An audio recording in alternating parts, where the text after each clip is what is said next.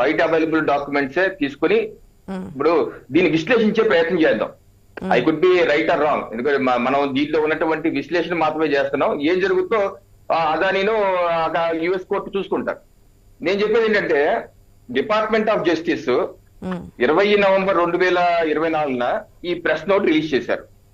ఈ press note ప్రకారం ఏం చెప్తున్నారు వాళ్ళు? ఈ ప్రెస్ నోట్లు ఏం చెప్తున్నారంటే యాజ్ ద డిపెండెంట్ ఇక్కడ అదానీ గారి మీద ఆరోపణలు చేస్తున్నాము.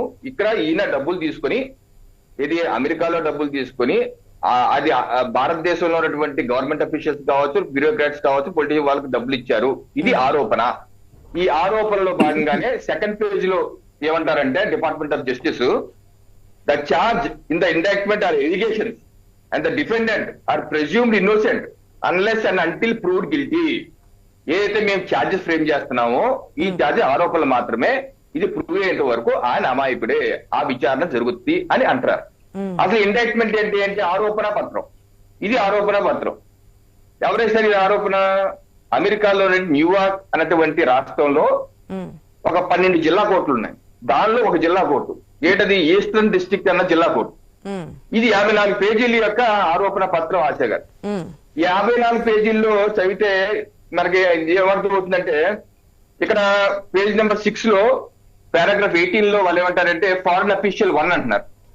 అంటే పూర్తిగా వీళ్ళు ఏమనేది ఏంటంటే అమెరికాలో $175 మిలియన్ అక్కడటువంటి ప్రజల దగ్గర తీసుకొని అదాని గ్రీన్ ఎనర్జీ అనే కంపెనీ తీసుకొని భారతదేశంలో $6 బిలియన్ వర్త్ ఇన్వెస్ట్మెంట్స్ దీనిలో సోలార్ ఎనర్జీలో పెట్టడానికి భారతదేశంలో ఉన్నటువంటి వివిధ అఫీషియల్స్ కి $265 మిలియన్ లంచం రూపంలో ఇచ్చి తద్వారా 20 ఏళ్లలో $2 బిలియన్ యొక్క ప్రాఫిట్ కోసం ఆయన ప్రయత్నించారు.